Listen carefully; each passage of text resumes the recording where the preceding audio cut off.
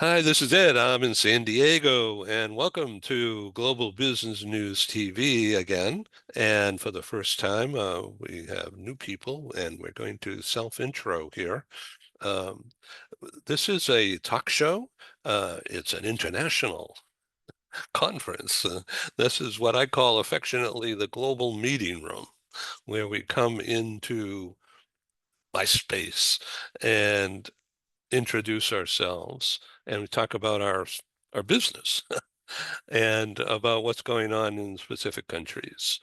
Uh, this is a recording. This is being broadcast, of course, but we're the only ones who know about this by design. I keep it quiet so we have a good, comfortable discussion here. And then it's recorded simultaneously for global broadcast across global TV network, which I own and operate. And it's anchored by YouTube, and it's anchored as well by LinkedIn. LinkedIn's major.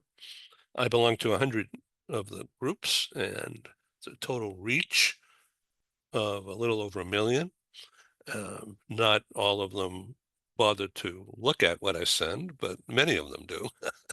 And so the more quality we have, the more likelihood the word will get out and everybody will be happy. So this is a public relations vehicle. And I want to welcome you all. So, Diana, where are you from? Hi, Ed. I'm from Colombia. I'm based in Oh, Bogotá. isn't that great? And tell us a little bit about your company and what you do. I work at Newland Chase. At Newland Chase, Colombia, we opened our offices last year. It's a relatively new office, although we did have operations in Colombia. But we operated through our hub, which is based in Argentina, in Buenos Aires. And that's the way we used to assist our Colombian clients. But now, since we opened our offices in Colombia, I'm leading the operation here. We are able to serve our clients directly, without engaging local partners. Yeah, are you an attorney? Yes, I am attorney. I am an attorney with LatAm International Business Law from a university in Toronto. And I also have a specialization degree in employment law and social security in Colombia. Oh, isn't that great? Thank you Mhm. so much. Okay, Norm Vargas, would you please do a nice self-intro? I know you're with Premier Destination Services, Premier DS, Sure. and we, Yeah. we first met last year, and and you were in Costa Rica, and now you're in Mhm. Panama. And well, basically, I've been in Panama 3 times. The first time was in Mhm. '06 when I produced a meeting with Mhm. Walter and his company and Annalisa and Lorem. And it was just in advance of the referendum on expanding the canal way back then. Mhm. And Mhm. one of the people in the audience, there were about 100 people in the audience.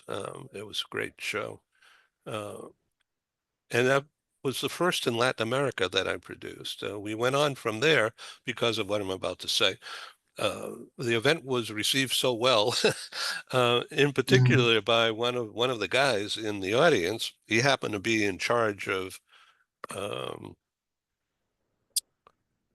I'm pulling a blank. Oh my God, PwC, um, and Mhm. he was based in Sao Paulo, and he was Latin America chief. And he says, "Why don't you Yeah. come to Brazil and I'll host you? Won't cost you any Mhm. money, and we'll put together a program, and you bring yourself and your energy." And that turned out to be a series of 7 or 8 meetings that we did in Rio and in Sao Paulo, and that PwC Yeah. hosted almost every one of them. Yeah. It was really a great run, and Yeah. that was great. So I'd like to come back, but meanwhile, we're doing a lot of TV shows, and I Mhm. thank you guys for being involved. Rita and I uh, first met when I was doing my Florida live meetings a long time ago. And incidentally, we're going back into South Florida sometime later this spring. And tomorrow morning, I have a business call with the head of Florida and Puerto Rico for Vialto Partners, which is a spinoff of PwC. So more about that later. We'll keep you all informed. There is a lot going on. There is a lot happening Yeah, in the world right, currently, right. and sometimes it's kind of hard to keep up with so many changes and spin-offs and new companies and new things that come up in our industry. But then again, thank you, Ed, for these spaces that Oh really yeah, provide yeah, it's great. insight, So and the conversations are great with people here. yeah, so this is number 13 in the series of the Latin America oriented program. Rigoberto from Mexico City has been on, I think, all of them. Thank you very much. So tell the audience and the people that we're meeting for the first time about yourself and the kind of work that you've done and the kind of work that you are looking to do. Yes, well, my name is Norman Vargas. I am originally from Costa Rica. I'm currently now living in Panama because my husband is an expat with a transnational company. So we've moved around quite a bit, and everywhere we go, excuse me, um, we will learn and we live and enjoy what we do. From Premier DS, we've grown a lot. We are the destination services company with the largest coverage in Latin America. We cover 38 countries and over 100 cities with Hey, destination Noam, services. Noam, you're breaking up a little bit, so I see what you're saying because of the word for word note taking on Uh-huh, the bottom, uh-huh, but uh-huh, your voice uh-huh. is breaking up. But I thank you I'm very sorry. much. No, I heard clearly that you're just talking about Premier DS and how much you've grown. Mhm. Yes, and we're now for quite a while we have been offering immigration services in addition to destination services, and our market share has grown a lot, and we are offering immigration services to many more of our current and clients, and we are getting new ones because the way that we operate. So we're very proud of it, and we take every opportunity very seriously, and then make the best out of every opportunity that every business opportunity that come our way. Right. Okay.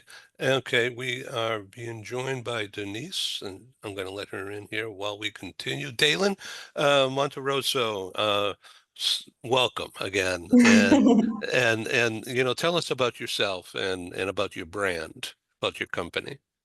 Yeah, sure. We are Intermove from Guatemala, as I mentioned before. We're an international moving and relocation company, and what we are looking for is to make moving an easy experience for our clients. Yeah. Yeah, that's great. And tell us more about your city, so we can learn about where you are. I am located in Guatemala. Everyone is welcome here whenever you want. It's a beautiful place. A lot of tourism, and everything is good. You are welcome to be here whenever you want. The food is amazing, so whenever you want, you're welcome Okay, I here. think I want to do that. Thank you. Okay, great. Rigo, please introduce yourself to all these people. This will be for the first time, I believe. Yeah, thank you, Ed. Hi, everybody.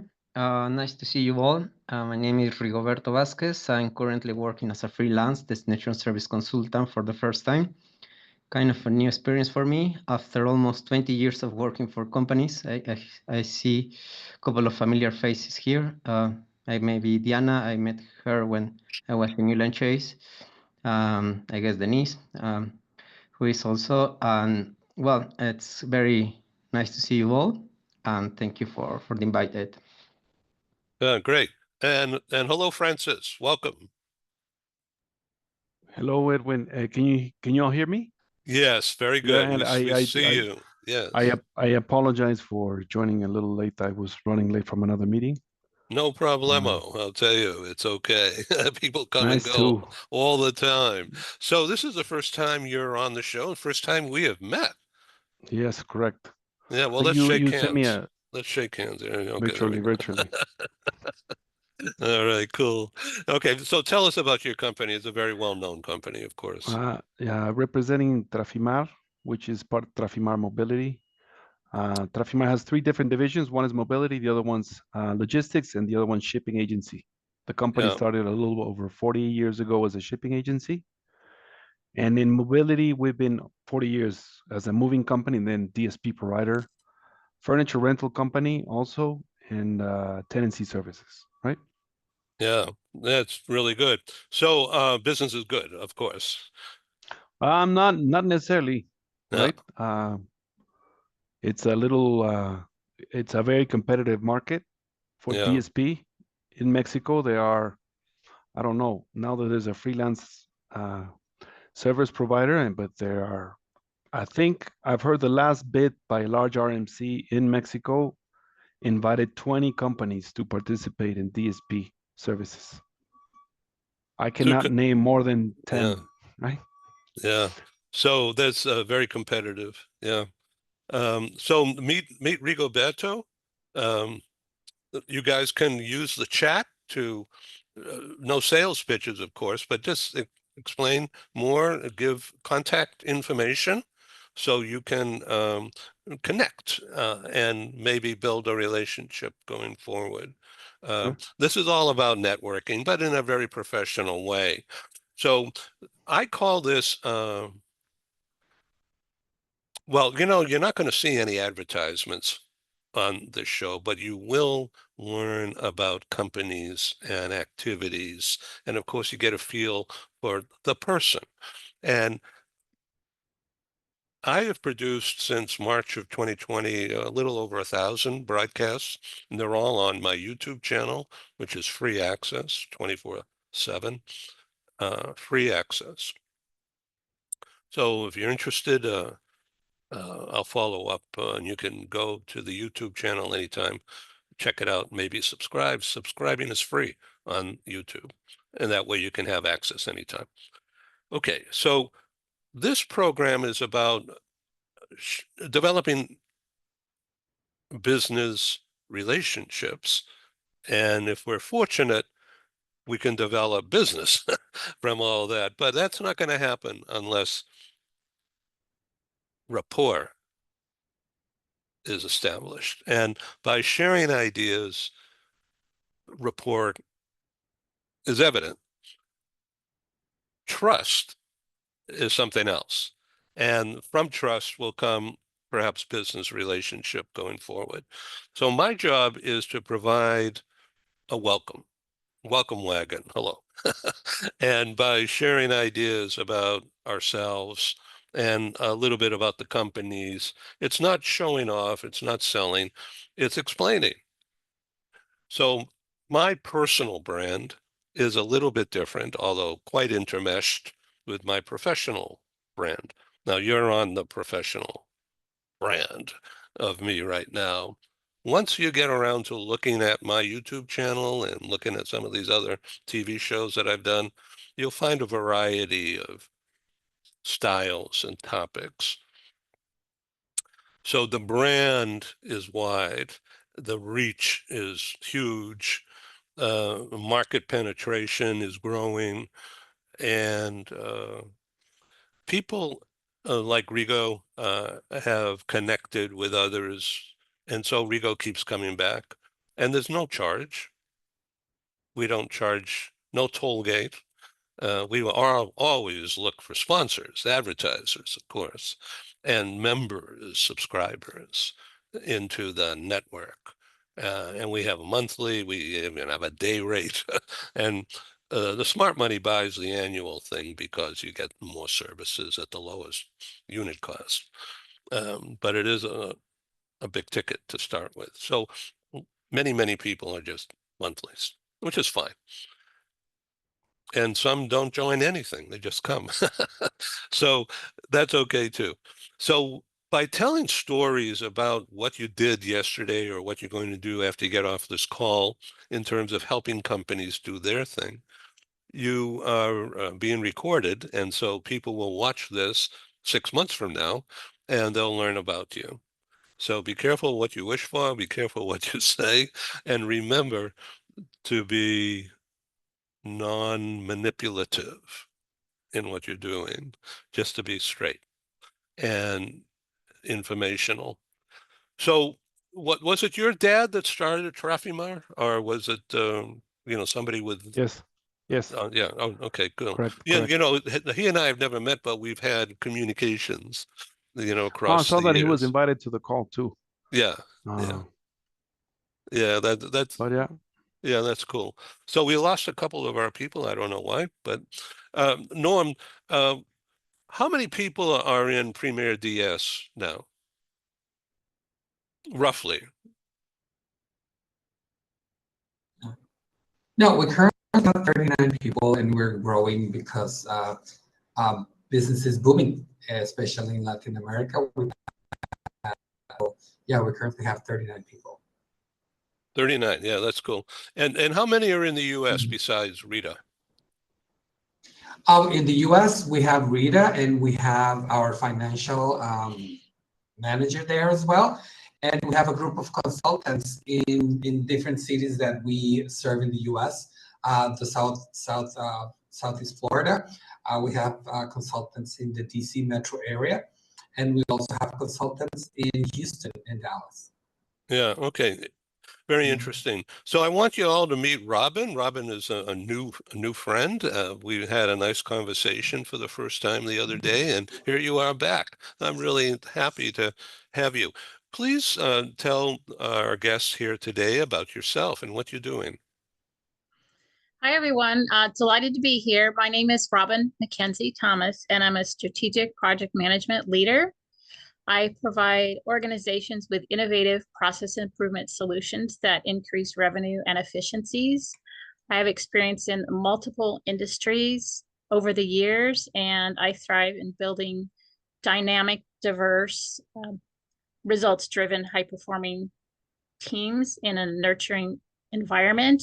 And I'm currently in the role of a VP of operations for the Project Management Institute. It's a global organization that provides project management services and training globally. I'm currently in the VP role for the Orange County, California, USA chapter, where I oversee teams that provide training for our organization. And our organization is currently at 1,900 members.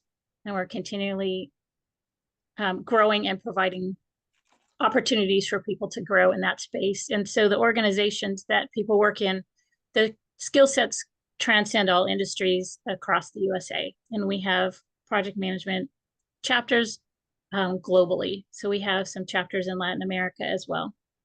Thank you for having me. Oh, sure. So basically, and if I get this wrong, please correct me.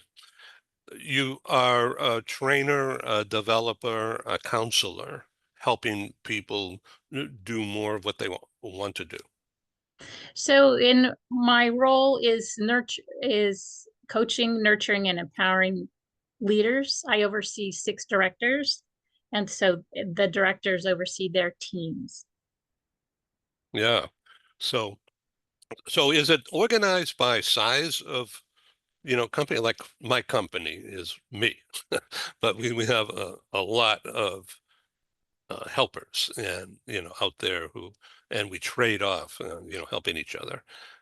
So it's not the same as what you're doing, but, and my space is within, as you can guess, area economic development, public relations, having to do with corporate involvement, corporate movement of talent.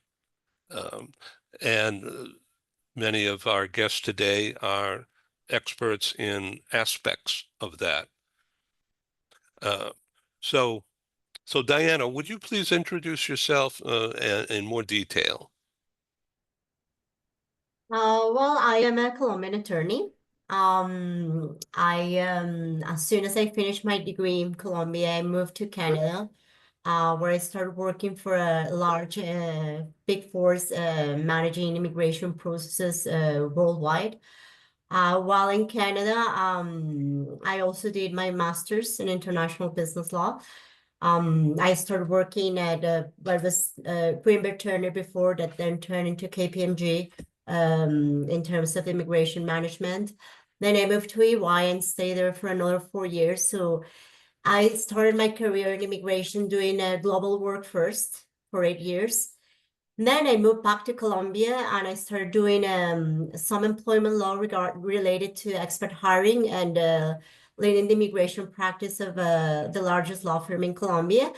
And then last year I joined Newland Chase, directing and opening the operations here in Colombia. As you know, Newland Chase is one of the largest immigration providers worldwide. And this is where I am right now, opening the business, creating new opportunities for new clients, and leading the operation as well. Isn't that interesting? Okay, I would like very much to have Denise introduce yourself, please.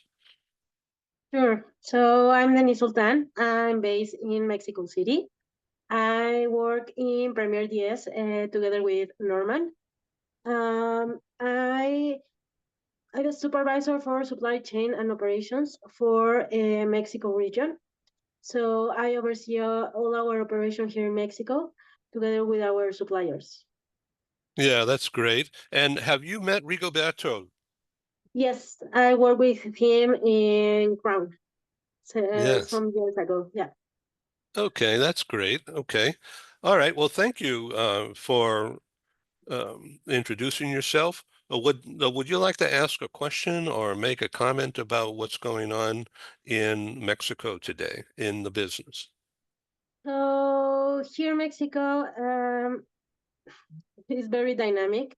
So when COVID ended, the market moved really, really fast. The rental market here in Mexico moved really, really fast. So everything changed. The owners of properties were very anxious about renting their properties. Their companies were very anxious about this new era of COVID, post-COVID. So we are still adapting. I know we've been 4 years since COVID, but we're still adapting. Yeah, interesting. Okay, Rigoberto. So you have a son, 7 years old, or is he 8 now? It's 8 now, yeah. Yeah, okay, that's great. And what is his name? Gerardo. Yeah, and what's his favorite game to play with you? Well, he currently likes to play Pokemon cards. So you've become good at that. Yeah, a little bit. Okay, that's really interesting. Okay, so is he sports oriented? Is he, I mean, does he kick a ball around with you? Yeah, he typically likes running, competitions on running, and football, but he's more a runner.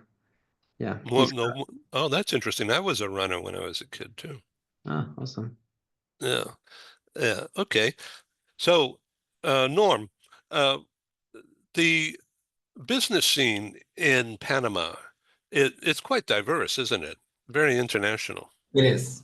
It is. It is. It is absolutely diverse. It is very international. And here in the area where I live, all you see is expats. All you see is large corporations, and more that are coming. Like, for example, we have Samsung and Philips and Procter and Gamble, IBM. A lot of large companies have large businesses here in Panama because they come under a very beneficial visa status that is called the SEM visa here in Panama. So it gives them very good tax benefits. So a lot of corporations are open here in Panama, and they have had been doing that for the last, oh God, probably 16 years. And the infrastructure is amazing. I mean, looking at your background, that looks like Panama City nowadays. That's how much it's grown. The real estate availability is amazing.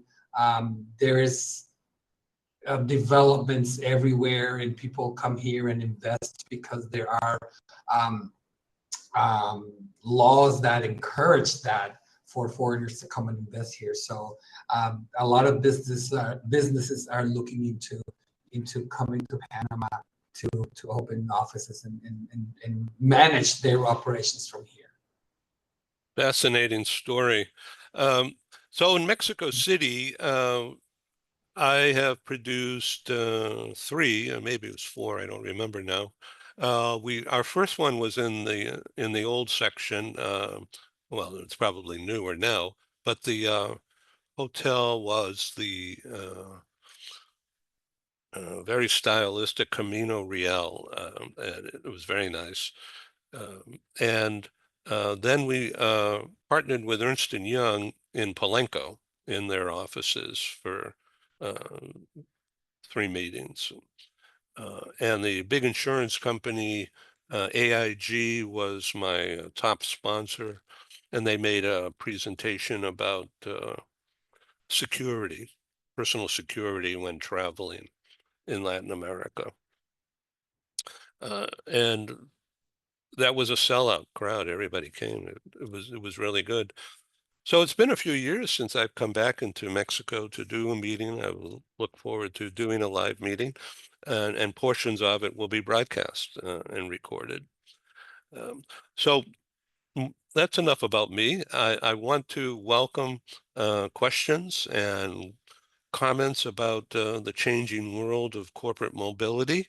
And who would like to go first to talk about AI or about different services that are hot right now? I do, and I wanna get, and thank you, Ed, for opening the floor for questions. And I want to hear from the people in the panel. How are they seeing the way that the global mobility programs have evolved after COVID? Because I started in global mobility 25 years ago, and it was a completely different world than what we have now. How are your companies dealing with these evolving programs that companies come up with, and how do you keep up? Who wants to go first? Okay, Diana. All right. I mean, after COVID, many new developments in terms of immigration. To begin with, immigration was one of the biggest areas that was impacted by lockdown, right? People can get out of their homes. They can come back to their homes. They can travel. And simultaneously, the development of the digital nomad visas. So these are 2 things that happen simultaneously, because the remote work stopped certain traveling. People started having this type of meetings, Zoom meetings, Teams meetings, which stopped some people from traveling. But simultaneously, other people started traveling to vacation to other destinations to work remotely. And while in some countries, the digital nomad visas were implemented very quickly, it took some time in other countries. And while there were some developments from the immigration area, probably they were not done from the tax perspective and from the employment law perspective. So it was very common to hear clients asking, oh, I want to implement this policy to reward my employees and allow them to work remotely from other destinations. And the company is doing this in good faith. But then when they come to me and ask me, what are the implications? And they tell me, no, they have a tourist visa for this country and they're going to be there. And then we start talking about, okay, There's so many things at stake because first of all, you need to know from your own country, let's say Colombia, what are the implications from the labor perspective and from the tax perspective of having your Colombian employee working remotely from another location. Once you sort it out, you need to figure out what are the implications in the destination country. Is a tourist visa enough? Is this person going to create a permanent establishment from the tax perspective while working remotely? What if this person needs to have affiliations to the social security system or have certain coverage in the destination country to be compliant? And which will be the consequences for the company if you do so? So these were the most common questions that I started seeing after COVID, right? And especially in Colombia, like Social Security has a territorial coverage. So for instance, even though it is mandatory to have affiliation to pension, to health, and to labor risks, if the person is working remotely and there is an accident, health insurance is not covering for that accident abroad.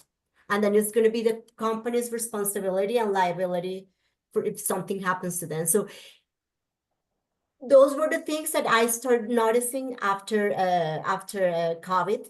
And then the immigration perspective, we have the remote working visa, but yes, then again, there's no, is not synchronized with these other areas of law that clearly have an impact with the company.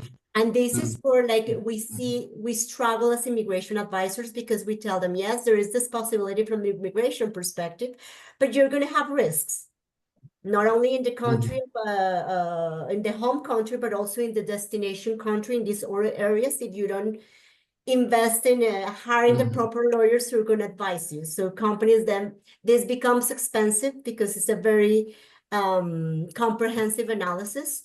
And that's where we struggle as immigration advisors because there are many other areas that are going to be impacted. And this is what I've seen, one of the trends that are happening with the remote workers, which is one of the things that happened during COVID. Thank you very much. So so what you're saying, what I'm understanding from what you're saying is that there was a disconnect between immigration and tax. And labor law as until well. now it's happening, and until now people are considering to link them to understand holistically what it means to bring someone. Yes, and the issue is like, at least in Colombia, and our authorities are not connected. So, for instance, immigration authorities issued a possibility, an immigration possibility, but our labor laws in Colombia, our labor laws do not even consider or regulate what a temporary transfer is. So for instance, in Colombia, if you send someone on a temporary basis, we do not have regulations for that. Even though we may find a proper visa for that, from the employment law perspective, there are going to be certain risks because we still have our old regulations that do not have international assignments in place. And same with tax. So these items are still disconnected. So you need to have someone who can understand all of the implications to advise you properly. Otherwise, you, as a company or as an employee, you're going to be putting yourself in risk without even knowing it. Interesting. Yeah. Well, you know, the same thing happened to us here in Panama, because in Panama they do not recognize same-sex marriages. So we are in two different types of visas. So how the rest of the world does, Panama doesn't. So my husband had to come under one visa and I had to come under another one, which is kind of a inconvenience for the company, for the family, because now it's double everything, right? So it's try to find eligibility criteria for both individuals, which discriminating the beneficiary visa is not an option, is discriminatory. Exactly. So, you know, it's those things that I feel that especially, well, here in Panama, because before we were here, we were in Brazil and we didn't have an issue, right? So it's different in every country. And as you mentioned, it's very important that all the authorities get together and talk about it, because, you know, somebody comes up with something and they implement it, but then the other people who are affected don't have a clue what's going on. So you come through the airport And it happened to us. It was a very shocking experience because they said, "Oh, fill out a form per family." So we fill out one form. So when we got to customs and we gave them one form, they're like, "Where's the other one?" And I'm like, "Oh no, we're a family." And they said, "No, not here in Panama." And it's like, okay, give me the other form and just fill it out. So it's so many factors that influence, and now it's such a globalized world that we live. It's important to try to ease up, and the only thing that I think that one of the ways that you can do that is by the authorities, not we at our level. There's very little we can do. We need to, get some traction from organizations, bigger organizations that have a bigger impact, is to promote that conversation between the authorities, and that the left hand knows what the right hand is doing. Interesting. Dalen, would you like to jump into this? Thank you. Well, I think it's very interesting what you're saying. I don't have like much to talk about it. You have like all the information and all the experience. I actually agree with that. And it's, I mean, amazing to learn like new things that you're saying. So thank you for that. Yes, okay, that's great. Okay. And what about Denise? Would you like to talk? Yeah, sorry for my camera. I'm having technical difficulties, but yes, as Norm was saying, it's complicated. Each city, each country is different. It's most complicated in LatAm. Don't ask me why. We have different processes around LatAm, but really, really different. For visa processes, for Mexico, for example, you need to go to the consulate, get a visa, then enter Mexico and get a residence card. So it's a very difficult and bureaucratic process. And I know, for example, in Colombia it's the same. In Brazil it's also the same. So I don't know why, if we are in 2025, why the processes are not easy, or you can do it from a computer instead. But hey, what can I say? Yeah, Francis, well, your perspective as a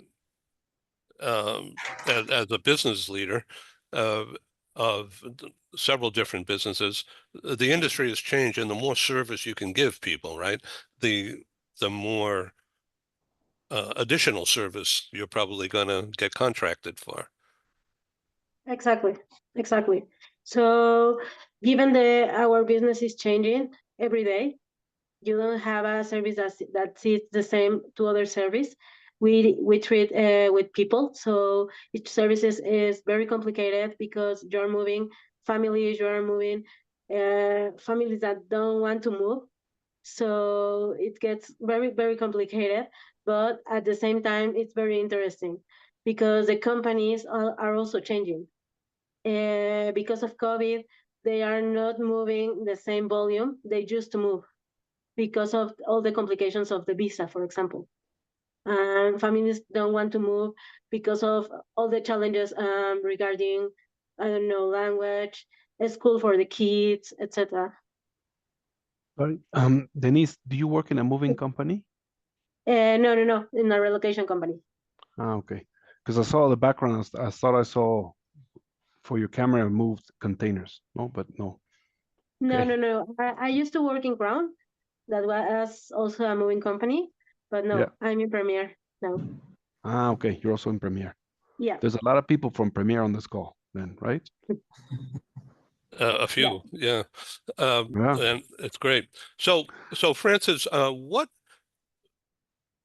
do you think of this red hot topic, psychological safety, the responsibility to provide psychological safety in workplaces, the responsibility of the employer, and you're in that role big time. So the services that you provide, the technical services, used to be enough, but now you have to think about more human approaches rather than items. I'm Right. stumbling around here, but No, I no, would no, like to no, get Edwin, your but if you opinion. want, you know, Mexico passed a law a few years ago, which is the norm 35, where we need to ensure that our employees here, this is on the side of the employees, if they had something like an emotional situation or an accident or something physical or emotional or mental that affected their life, as an employer, we have to perform a questionnaire for that employee, and ensure that we are giving them the best, let's say, treatment and care in the office to cope with that uh, occurrence or accident they may have had, right? So I think it does bring to light, and it's a very good law that was passed in Mexico, because we don't know what people's lives are away from the office, and what they have to do to get to the office. And in Mexico City, traffic is a challenge. Maybe not as bad as Bogota, but we're there, right? It's bad. People, you know, there's people that have to drive at least 2 hours per day or 4 hours a day total, getting to and from the office. So that's a challenge in itself. And then obviously our customers, and I think it's everybody, you're the same, everybody, every move, every relocation is different, right? And because the family, because their expectations, because their concerns are different, and that's what makes this business very interesting, not boring at all, because we learn something new every day, right? Yeah, thank you so much for that description. So at a meeting I produced, a live meeting I produced in London, inside the Global Trade Bank, HSBC, inside their London headquarters.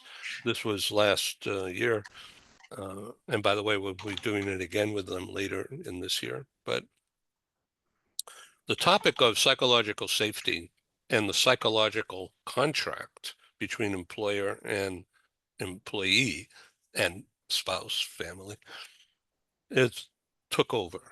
And it was on the program. I set it up that way with the psychologist who was speaking. But the room was full of corporate people and services as well. And everybody wanted to learn more about the psychological contract, the psychological safety idea. Whose responsibility is it? Francis, you stepped up. You said it on your own. I didn't prompt you.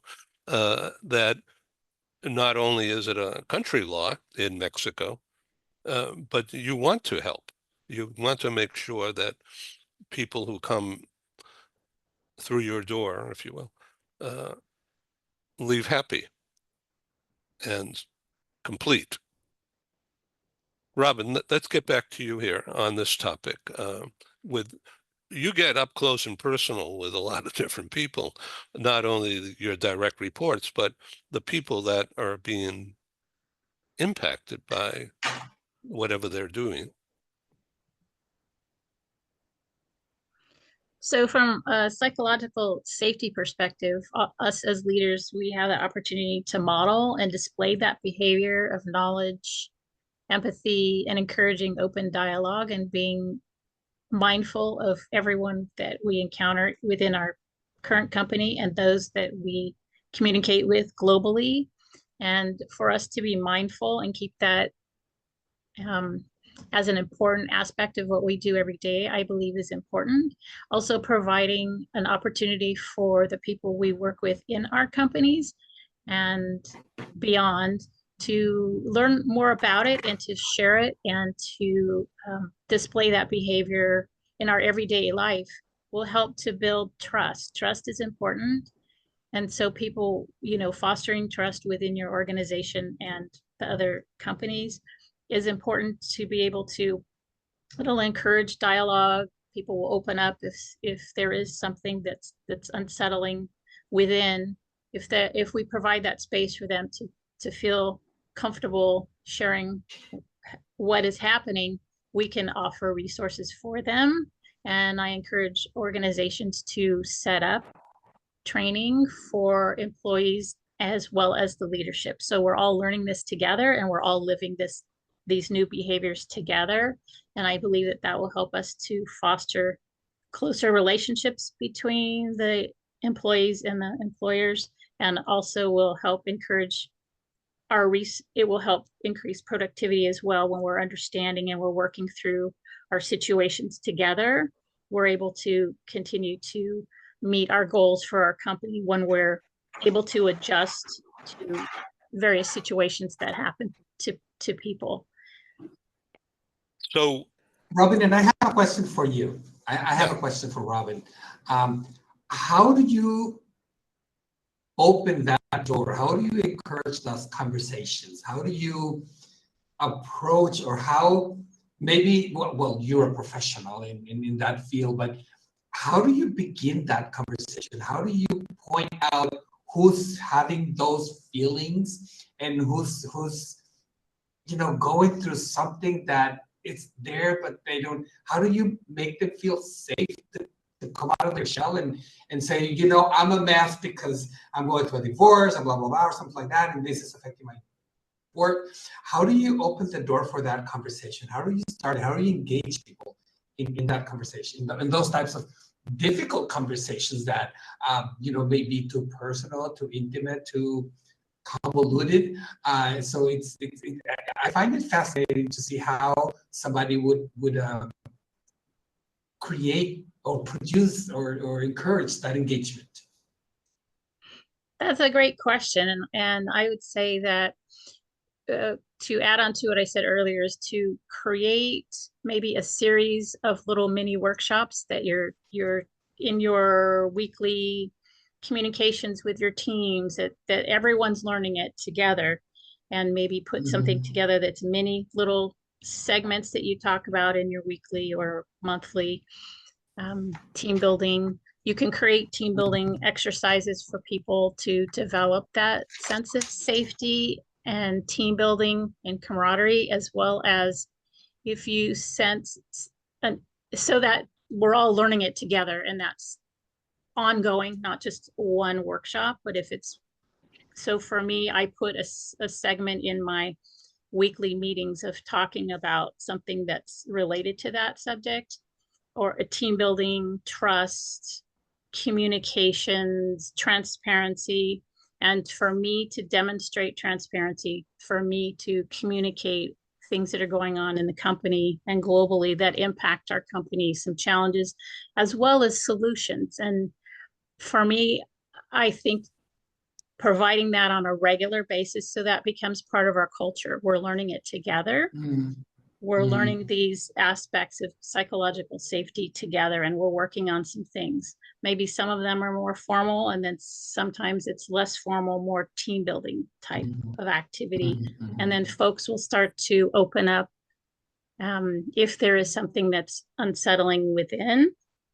And then always offering in some aspect, occasionally offering, if any of we care for all of our team members, and if there's anything that's unsettling to you, we have these resources for you, so that it's offered to everyone.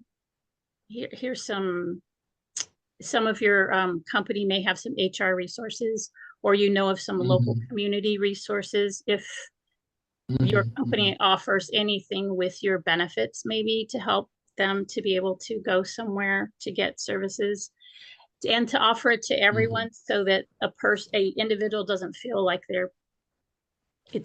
they're being singled out. It's singled out, but it's here's something that's important. World events are happening, more are coming. We want our company to feel nurtured, cared for. We want to provide this as part of our benefits for our employees, perhaps. The well-being. Their health and well-being is important, and part of that is we will be talking about psychological safety over the course of the year. We will have some team building, and we'll have some resources for you. We want you to feel comfortable that whatever we're offering is private, and we're here for you. And I always so it's important to make it part of the company's narrative on a regular basis, and not only when something comes up. That's what you're Because when saying. when Keep the it's drumbeat going, right? if it's ongoing, you're building that culture of safety so that you're better prepared if something comes up with someone and they feel safe to go to that resource. They know that they have something. I think that would be so that people feel like they have somewhere to go. My company offers me resources if I need it. And for me, I think that that also helps to build that nurturing culture for your company. Things are happening globally. We're in this together. And if we're building that culture, they're going to feel safe when something happens. Because if a crisis happens today and we just try to react, we may not have what we need to provide them, and they may not We open might up. be late. Yeah, we might be late.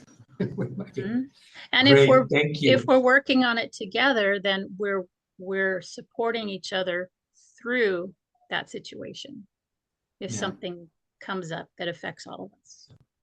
Thank you. So this has really been good. I want to encourage everybody once again to use the chat box and communicate to people about your website, your email, phone number, and just establish a connection for going forward. And this topic of psychological safety came up directly as a result of dual careers at the professional level. And a client of mine, Yvonne, is, or has been for many years, the team coach, if you will, for the World Bank based in Washington, D.C. And she wrote a book called Whose Career Is It? Yours, Mine, or Ours? And it has to do with executives in the bank. These are high-powered women and men. And when one of them is transferred to run a bank or lending or whatever in Oshkosh, the spouse goes, and oftentimes the spouse doesn't work or cannot work because of local laws. And so what happens to that marriage? Well, is a challenge. So that's what developed into the psychological safety when on a dual career assignment. And how do you take care of, from an HR point of view, how do you take care of the spouse or partner to make them whole? Well, oftentimes you can't. And so, you know what happens? Strife, disappointment, craziness, and what happens when there's like a teenage kid involved too. So, I mean, it's a mess. So how does a company create a safe place for people to excel in their work without looking for the next job quietly? Quiet exit. Big problem. So Yvonne was in my London meeting along with Heather, who was a psychologist, delivering this paper. And that developed into a TV show like this that we did this past December, where they were both on the show, as well as a psychotherapist based in New York. So Heather was in London, Yvonne was in Geneva, and the psycho was in Brooklyn, actually. So, and I'm here in San Diego. And so we had other people. It was really a fascinating show. I'll be glad to share that video link with you so you can have a look at that. And so another friend of mine, Ali, who's a longtime executive with Boeing in sales, he sold airplanes around the world. But he came up with a quote at another time that has stuck with me. He says, people will warm up and be comfortable in a business relationship when you show that you care about them personally. And that's exactly what you were saying, Robbin, and what you were talking about, Francis, with that Mexican law and the attitude, and Diana, what you were referring to, and Norm, what you have exhibited. So thank you all for sharing. And I hope you all come back to the next show or some other show. We do a lot of shows, different topics. Thank you all for being on the show. Appreciate it. Thank you. Thank you, Ed. Thank you. Nice to meet you. Thank you. Bye. Thank you. Thank you, everybody. Have a Thank good one. you. Bye-bye. Thank you all. Bye-bye. Thanks.